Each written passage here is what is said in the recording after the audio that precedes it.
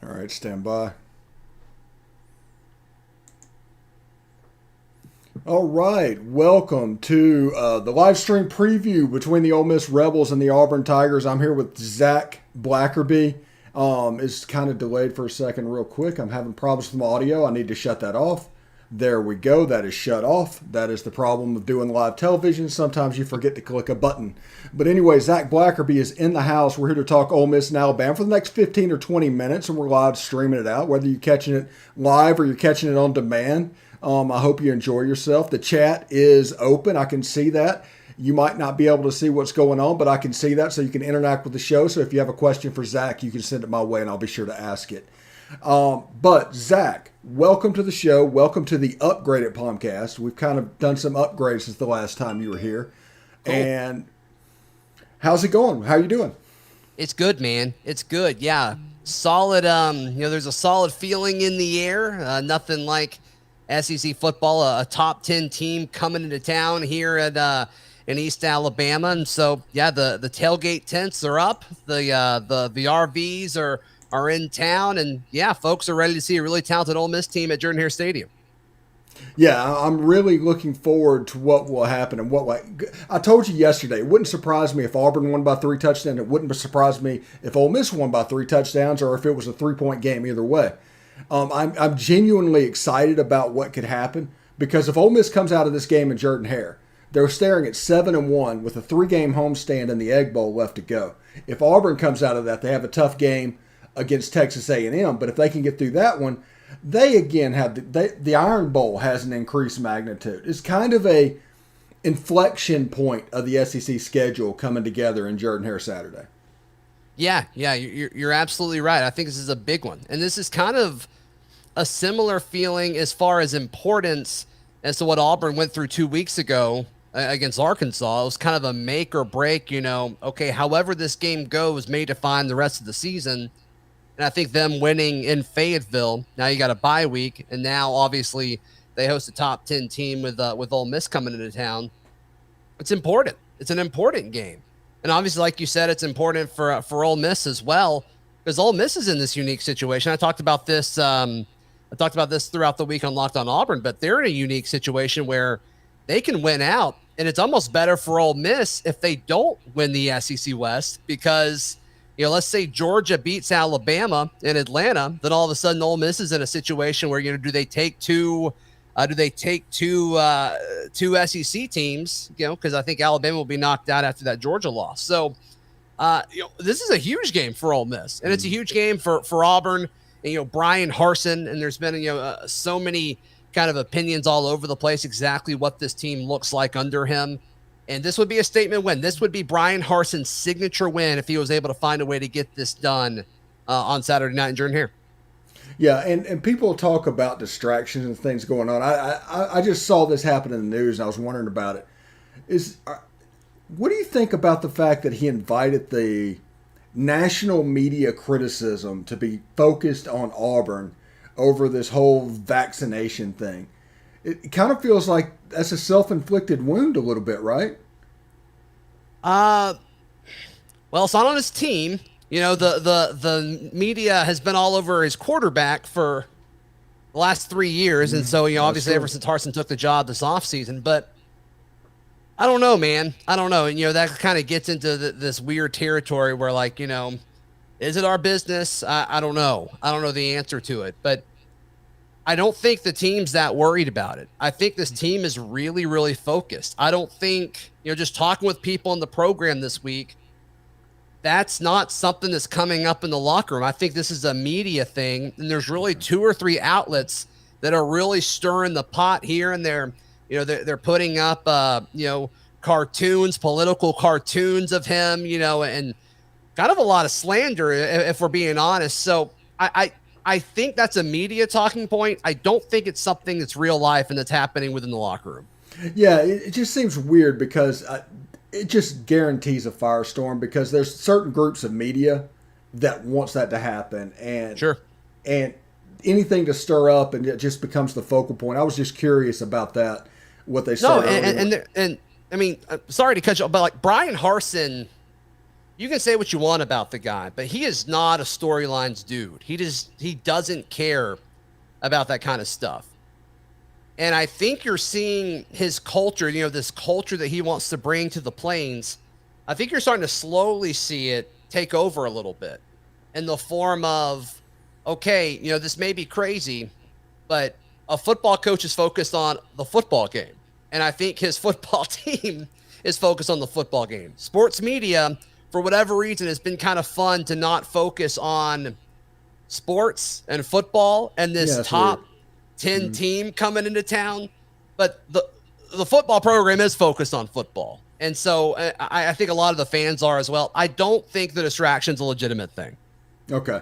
Yeah, I'm not necessarily saying a distraction, but it's just a weird thing becoming the focal point. It's kind of the opposite of what Lane Kiffin went through in July when he announced, "Hey, we're all vaccinated," whether they were or weren't, but he just became the opposite end of that firestorm. Of course, with Lane Kiffin, we're always storylines. It's always something going on with just around him, and it's not his own doing. That's what I've learned through Lane Kiffin.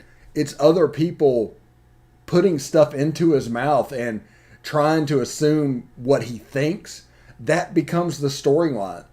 Like people actually said that is Lane Kiffin going to go back to USC? It's like they fired him on a tarmac. Would you go back there? Yeah. No. Yeah. No. I mean, it just doesn't make any sense. But literally for 4 or 5 days, that became a legit storyline, which A, tells you the media don't know what the hell they're talking about half the time. Yep. And B, is just like, hey, let's just find clickbaits and whatever will get people's attention. Well, the industry shifted a little bit, right? It's not about news. It's about clicks and audience size and engagement. I mean, you can put a tweet out with a link to the article and, 1 million people can quote tweet and say, hey, this is stupid. But it doesn't matter because it just gets more in front of more people. And so they're able to go to advertisers and say, hey, well, we got more page views, and, it kind of snowballs from there. So the industry's changed, as far as, what is attractive, as far as, sports media and all of that. It's definitely changed. But, it has surprised me a little bit, Stephen, how much talk there's been with Lane Kiffin potentially leaving Ole Miss after the season. I mean, he's been tied to every job that opens up. First, it was USC.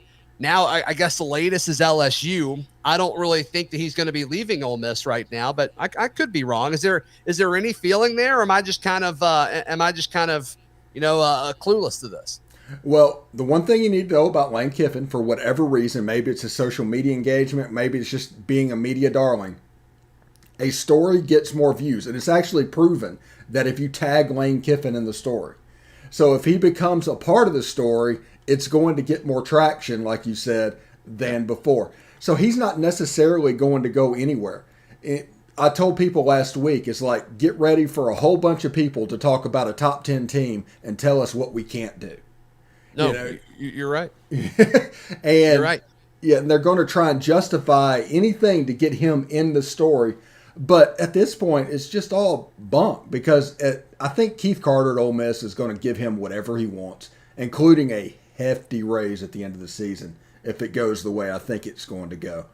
And at that point, there's like 3 programs in the whole country that could even afford to take him away. So, I mean, kind of let it rip. Yeah. Yeah, and I want to see what he does at Ole Miss without Matt Corral. Certainly seems like Matt Corral will be in the NFL after this season. Can he keep it going? We'll have to see. We'll have to see. But I think the SEC is a better place when Lane Kiffin in it for sure. Oh, absolutely. His trolling, his Twitter account, everything, it's just pretty magical. They talked about all the ancillary benefits that Ole Miss is getting right now from him being the football coach. Trust me, that's going to be on the desk as well to the chancellor and the athletic director when it comes to raise time. Sure. Anyway, let's get into the game a little bit. Auburn comes in, they run a little bit of a pro-style spread. They look a little bit like LSU at times, not necessarily good or bad, but just the way the offense is constructed. Defense, pretty good. It's a Derek Mason style defense from back in his Stanford days, 3-man front, and they're doing a good job. Tell me a couple of players that I need to look forward to without the main characters being listed. Who are they? Sure. So on offense, it's obviously you got your Bo Nix, Tank Bigsby, Jarquez Hunter, other guys. John Samuel Shanker, the leading tight end, he's really kind of taken on a pretty big role in this offense. A few weeks ago, he was the leading receiver in the offense, and I don't think he is anymore. But he's become a very relevant figure in this passing attack. And, Auburn uses a lot of tight ends, a lot of 11 personnel, a lot of two tight ends in the formation. So you'll see a lot of him. And then, the receiver position has kind of been, a little bit of a revolving door at the receiver position, just because, you see kind of different guys step up at times. And it's just been a pretty inconsistent position for the most part. The most consistent guy has been Kobe Hudson. Really kind of shows a lot of ability as a natural wide receiver. He played quarterback in high school, but you're starting to see him really get comfortable as kind of this natural wide receiver role in this offense.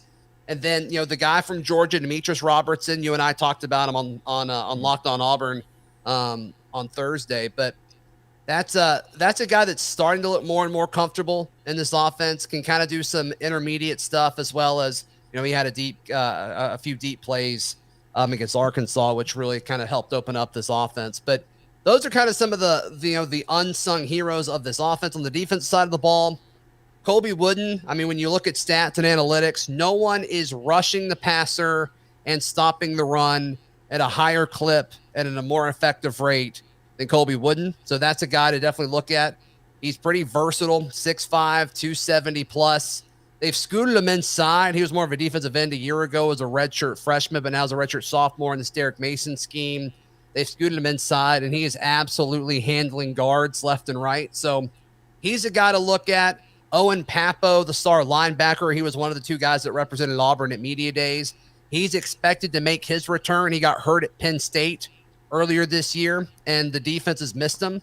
Jacoby McClain, the other linebackers, really stepped up, but Owen Papo expecting to make his return after that bye week, which was crucial.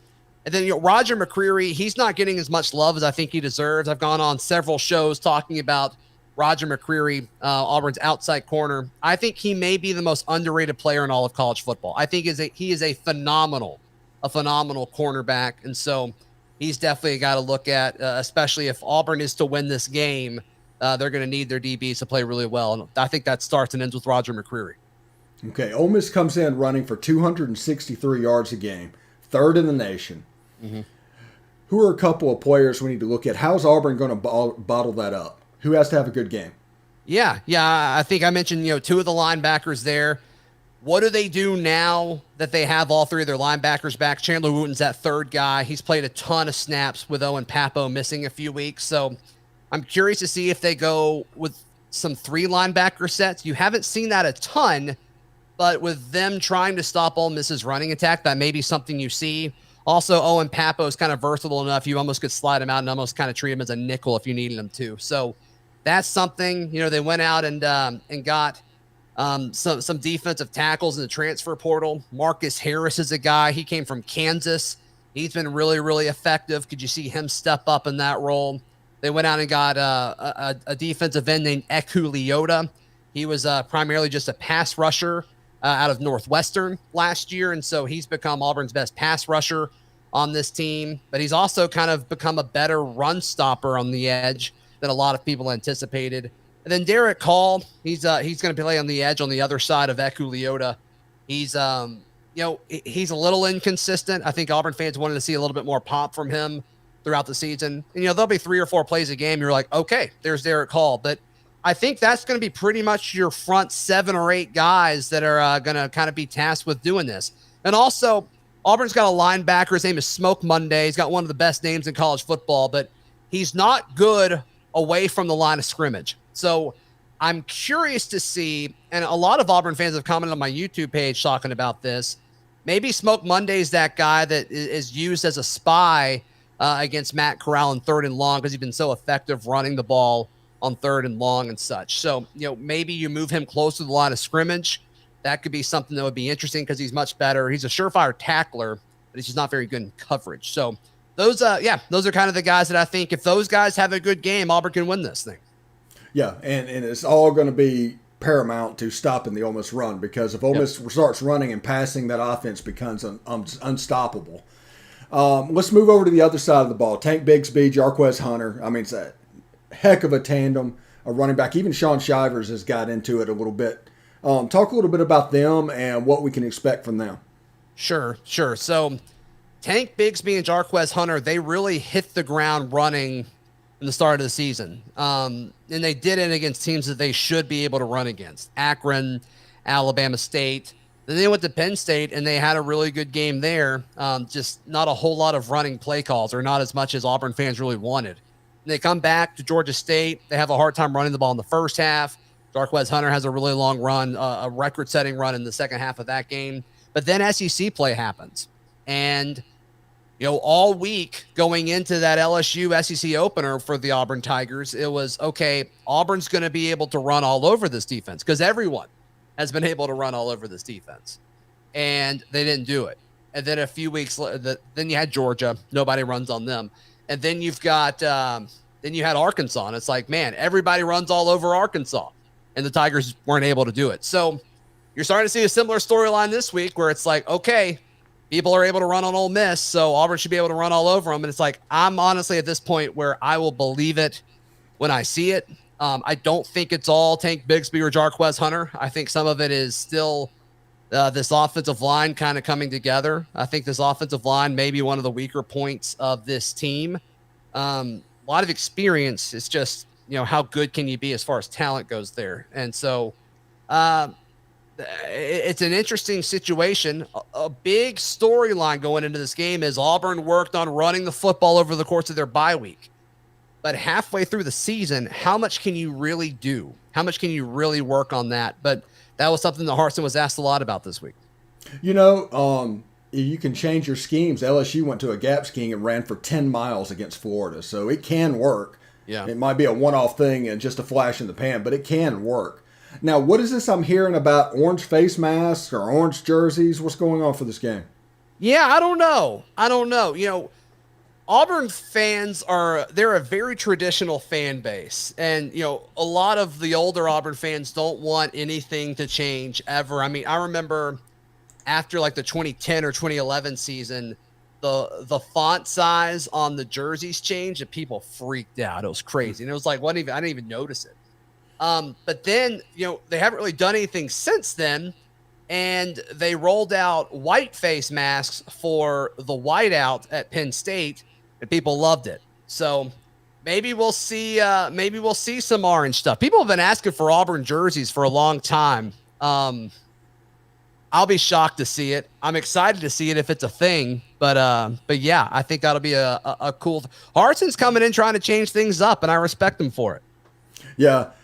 For the same thing happened at Ole Miss for years and years. The gray pants were just a sticking point, that they had to be gray pants no matter what's going on. But over the last couple of years, the all-white look has slowly latched on. And, man, we have the powder blue helmets and the all-white uniforms. That stuff was good.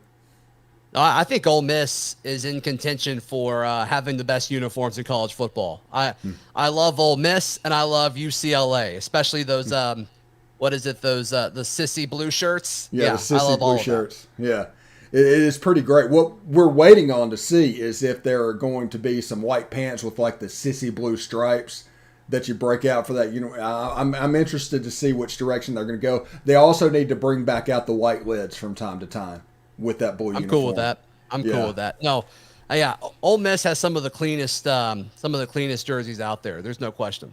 Yeah, it's pretty good, man. Zach, thank you for coming by today. I hope you guys have good luck. Not necessarily on the scoreboard, but hope everything works out, and we have a good time Saturday. Absolutely. Hey, and for all the Ole Miss folks watching, if you're making your way over to Jordan Hare and to East Alabama this weekend, hope you have a great time. And yeah, hopefully Auburn folks are pretty hospitable folks. So yeah, be sure to visit Toomer's Corner, win or lose after the game. It's a pretty cool thing.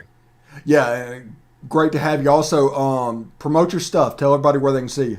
Yeah. If you want some of the Auburn flavor, the Auburn side of this matchup, Steven came on Locked on Auburn Thursday. There's a new podcast up every day, all Auburn stuff. So be sure to check that out. We play you guys in basketball as well. So in a few weeks, once SEC plays picking up, if you want some of the Auburn side of that matchup, please check that out. And then we'll be writing about this game at auburnwire.com, part of the USA Today sports group. So yeah, please check all that out. And I'm on Twitter at Z Blackerby. All right, there it is. Zac Blackerby, lockedonauburn.com. Thanks, man. Thank you, brother.